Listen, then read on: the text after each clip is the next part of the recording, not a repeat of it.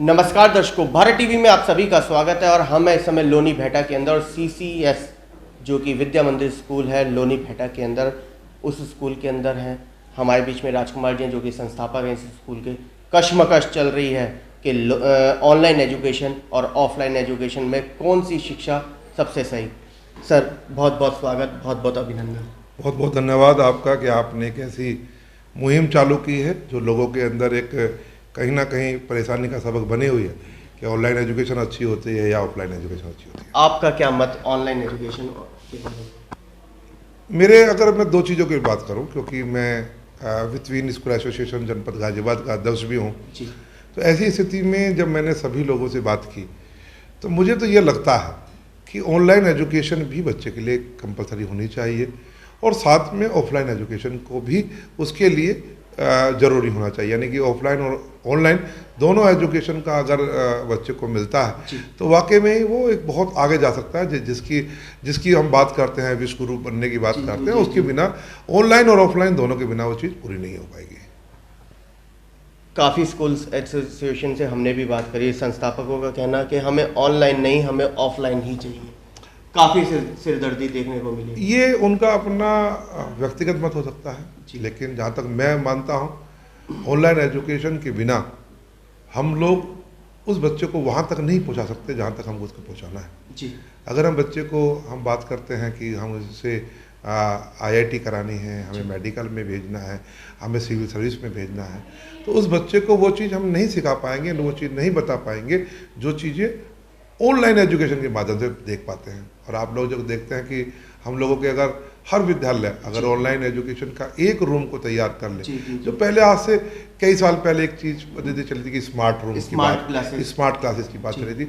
अब मैं उस स्मार्ट क्लासेस को ऑनलाइन स्मार्ट क्लास की बात करता हूँ कि अगर एक हमारे पास एक स्मार्ट बोर्ड होगा, ऑनलाइन एजुकेशन की सुविधा होगी, हमारे विद्यालय के अंदर कोई 2 या 3 या 4 या 5 जो भी अच्छे अध्यापक हों उन्हें हम बच्चों को ऑनलाइन एजुकेशन से जोड़ने का प्रयास करवाएं।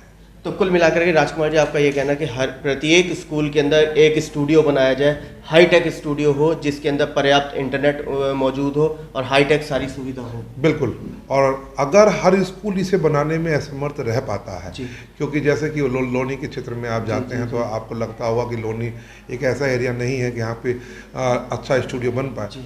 तो मैं कहता हूँ ब्लॉक स्तर पर कम से कम 4 या 5 स्कूल तो ऐसे हो ही सकते हैं जहाँ से हम लोग उन बच्चों को ऑनलाइन एजुकेशन की बात कर सकते हैं।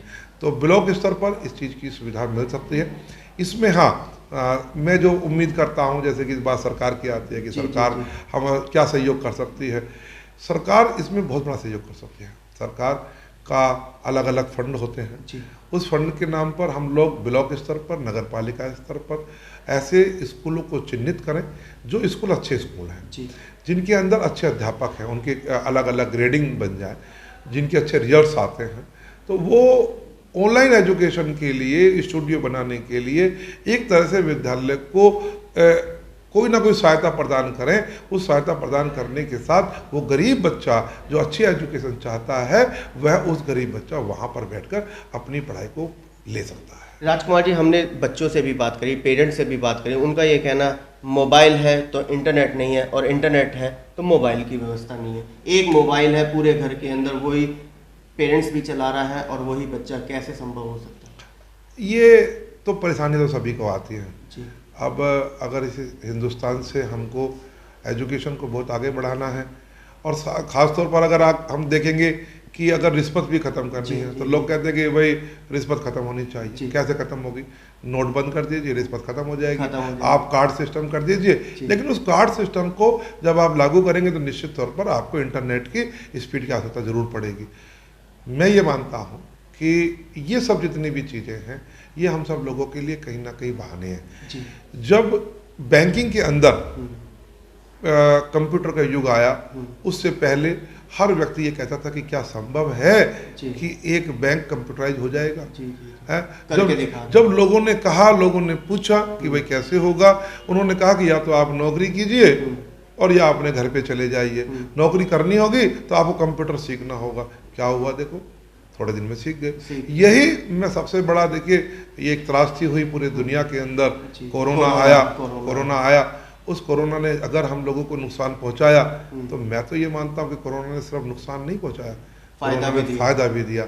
कोरोना ने हमको उस एजुकेशन को आगे ले जाने के लिए जो हम विदेशों से 30 साल पीछे थे, आज हम कम से कम मैं ये मान के चलता हूँ कि कुल 10 साल पीछे रह गए हैं।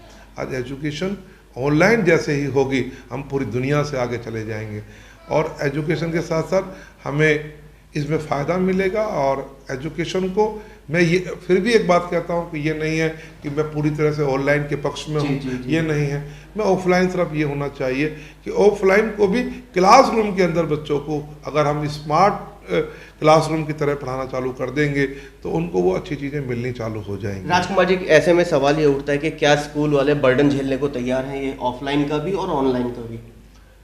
बर्डन तो झेलना पड़ेगा। नरेंद्र मोदी जी की सरकार है जी। मोदी जी की सरकार में मंत्रियों को बर्डन झेलना पड़ता है जी। और योगी जी की सरकार में जितने भी लोग हैं, आपके हमने परीक्षाओं को देखा, जी, जी। जो बोर्ड की परीक्षाएं अभी संपन्न हुई, उन परीक्षाओं में बहुत तनाव रहा। नई नई चीज़ें आई, 2-2 कैमरे लगे, चीज़ें थी, बर्डन थे, लेकिन एक नया कुछ था। अगर आपको आगे बढ़ना है तो तनाव तो लेना पड़ेगा, और इस एजुकेशन सिस्टम को सुधारना होगा, एजुकेशन सिस्टम में एक बदलाव होगा, तो निश्चित तौर पर हम लोगों को एक बर्डन लेना पड़ेगा। और बर्डन एक दिन लगता है, अगर उसे हम सिस्टमेटिक ढंग से कर लेंगे तो धीरे धीरे करके वो बर्डन समाप्त हो जाएगा। राजकुमार जी, ऑनलाइन एजुकेशन जो आया वो कोरोना काल के अंदर आया, मगर बायजूस ऐप की बात करें, JR White कोडिंग की बात करें, मिलियंस और बिलियंस का क्या नाम है ये बिजनेस करके चली गई इस कोरोना काल के अंदर। देखिए, बिजनेस जो कंपनियां करके गई, चाहे वो बायजू कंपनी हो चाहे अलग हो, बायजू के अलावा मैं उन तमाम लोगों को भी जानता हूं जो मेरे संपर्क में हैं, हमारे मित्र हैं, जिन्होंने ऑनलाइन एजुकेशन के माध्यम से उस वक्त जब कोरोना के अंदर बच्चा अपने घर से बाहर नहीं निकल रहा था तो उन्होंने उस एजुकेशन को वहाँ तक पहुँचाया।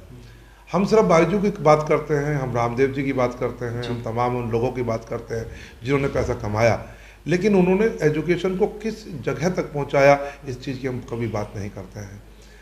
ऐसे बहुत से लोग हैं जो लोग सरकारी नौकरी नहीं चाहते हैं, ऐसे बहुत से लोग हैं जो बिजनेस नहीं करना चाहते हैं, लेकिन एजुकेशन को एक जगह दूसरी जगह पहुंचाना चाहते हैं। ऐसे लोगों को जिस तरीके से उन्होंने अपने स्टूडियो तैयार कर अपने काम तैयार कर आगे एजुकेशन को बढ़ाया है, उससे पूरे समाज का बहुत बड़ा फ़ायदा हुआ है। और ये हम उन बच्चों को क्यों नहीं करें, एक 10वीं क्लास का बच्चा भी धीरे धीरे करके अगर स्मार्ट क्लास पर खड़ा होकर ऑनलाइन एजुकेशन को बच्चों तक दे सकता है तो आने वाले समय में वो कितना बड़ा बनेगा, इस बात की कल्पना आपको स्वयं करनी चाहिए। लेकिन एक ड्रॉबैक और निकल के आया राजकुमार जी, जो बच्चे फिजिकली अनफिट हो गए, खासतौर से चश्मे लग गए, सिर में दर्द हुआ, बच्चे फैटी हो गए इस ऑनलाइन एजुकेशन के। फैटी इसलिए हो गया, हमने उसे घर में बंद कर दिया। इसमें भी हमने माँ बाप ने कमी बच्चों की निकाल दी। लेकिन आप अनुमान लगाइए कि जब हम लोग छोटे थे तो क्या हमारे माँ बाप कभी पूछते थे कि हम कहाँ जा रहे हैं, कहाँ खेलने जा रहे हैं? हम 3-3, 4-4, 5-5 घंटे बाहर खेलने जाते थे। आते थे तो ज़्यादा होता था कि ज़्यादा घंटे खेले तो पिटाई हो जाया करती थी बस थोड़ी सी, लेकिन अगले दिन फिर जाना होता था। लेकिन आज बच्चा 1 मिनट के लिए घर से बाहर निकलता है तो माँ बाप को लगता है कि पता नहीं क्या हो गया है। कमरा मोबाइल टीवी का वो उसने उसे बाहर साइकिल पर भेजना बंद कर दिया कि कहीं चोट ना लग जाए। बाहर क्रिकेट नहीं खेलेगा, कहीं गेंद ना लग जाए, कबड्डी खो खो तो खेलने ही नहीं देगा। और कमी बताएंगे उस एजुकेशन की, उसे कुछ तो करना ही है ना उस बच्चे को। उस बच्चे को, वो ऊर्जावान बच्चा है, एनर्जेटिक है, उसे कुछ ना कुछ तो करना है। जब वो उसे बाहर नहीं जाने देंगे, आप ग्राउंड में नहीं लेके जाएंगे, आप उसे लेके जाइए, आप ग्राउंड में घुमाइए, खिलाइए, उसके साथ खेलें। जब खेलेंगे तो बच्चा निश्चित तौर पर उससे दूर होता चला जाएगा। चलते चलते सरकार से क्या निवेदन और अभिभावकों से क्या? मेरा तो सरकार से यही निवेदन है, खासतौर पर लोनी नगर पालिका से जी। मैं तो उनसे गुजारिश करूंगा आपके माध्यम से, आपका चैनल के माध्यम से, कि अगर लोनी नगर पालिका को सर्वोत्तम नगर पालिका बनाना है तो उसमें स्कूलों का सहयोग लेना होगा।